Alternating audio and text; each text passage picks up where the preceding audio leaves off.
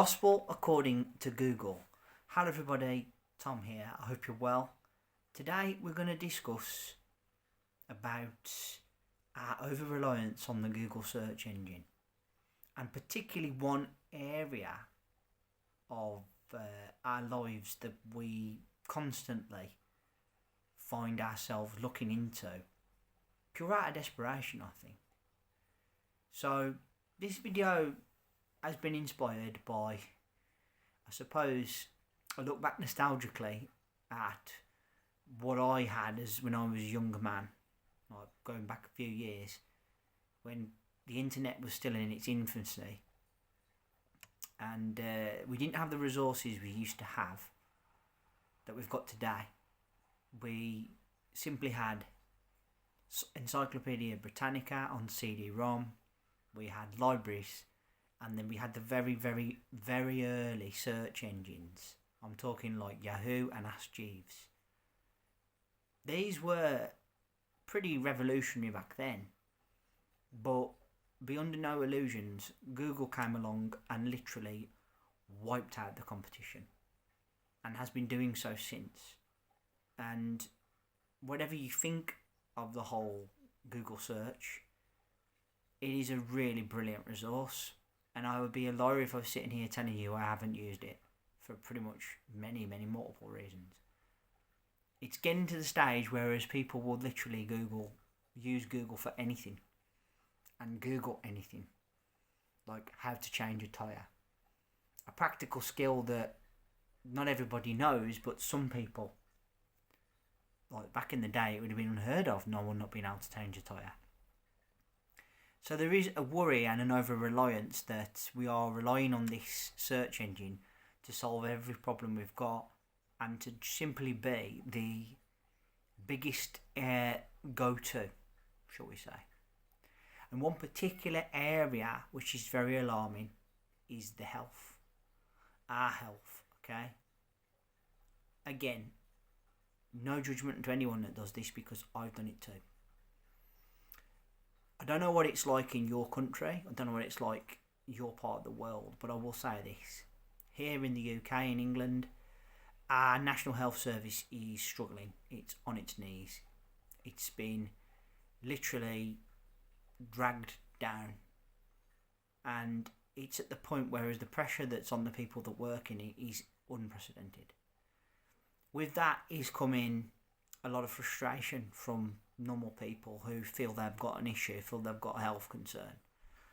Getting into the doctors is nigh on impossible. Like, if I want to go to the doctors for an appointment, literally you could spend anything from half an hour to an hour on the phone in the morning trying to get through. And if you try and make an appointment, the nurse or the receptionist will pretty much tell you to call back in the morning at 8 o'clock, along with the other thousands of people that want to. So therefore, you're not going to get anywhere. So because of this culture, and because we have literally got information readily available now more than ever before with the Google search engine, people are turning to Google to diagnose illnesses. For those that do work in the health profession, not myself, I don't, but I can appreciate those that do, this is probably a big bugbear of theirs. But equally, people are feeling compelled to do it because they're not getting the answers that they want, and that delay from potential diagnosis to getting treatment can be the difference between life or death. So, to put it bluntly, while I wouldn't recommend going onto Google and trying to find out what's wrong with you, I understand why people do it. They do it because the frustration is you're not getting seen to, you're not getting into the doctors. And if you know yourself that you don't feel well and you don't feel right, then I 100% understand why people do it. I'm not going to lie, I'm carrying an injury at the moment. I have been for a couple of months now. And I'm concerned. I'm going to try and get into the doctors. It's probably just a muscle strain, but like these others, I succumbed and I use Google to find out what it might be. And what I read was quite sinister and I didn't like. And I don't think it's good for your mental health to be second guessing what it is that you may have. But again, I absolutely understand why you would do that if you're not getting answers. Far too many times am I reading about people who have gone to the doctors or gone to see somebody and they weren't taken seriously, and sure enough they've got something seriously wrong, and that can literally be the difference between life and death. So I 100% get it, but the point I'm trying to make here is don't believe everything you read on Google. For all it's a wonderful resource, like anything online, there's a lot of fake on the internet. Be under no illusions, there's a hell of a lot of fake, like a lot of misinformation.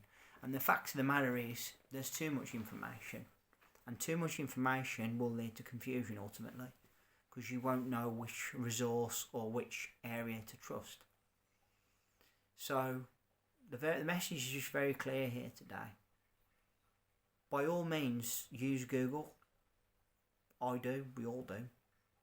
But don't make it your absolute gospel truth and that everything is right on there, because it isn't. Like anything else, it gets abused, there's misinformation, there's too much information.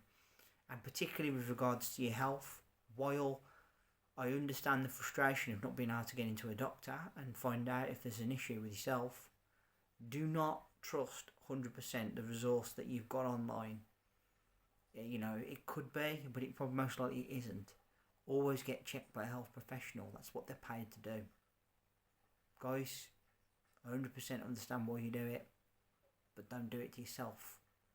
Alright? This is third and final video of the week. I want to say thank you all ever so much for listening. I really appreciate your time and energy spent here on my channel. Thank you kindly.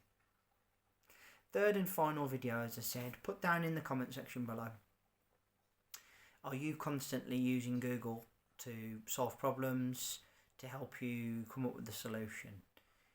Personally, I think the age-old thing about gathering your own resource and research is pretty much being lost, just purely because of how powerful this tool is. I think people are forgetting how to think for themselves a little bit too much as well, and people are taking everything that's on there as absolute truth, when I've said, and it's very clear, that it is not the case. Remember to hit that subscribe button down below, leave me a thumbs up and a like, and let's hear that bell sign go ding dong so you know my next content's out. I will be back in a couple of days with another 3 videos for the start of the week. I want to say thank you all ever so much for listening as always. Please take care of yourselves and bye for now.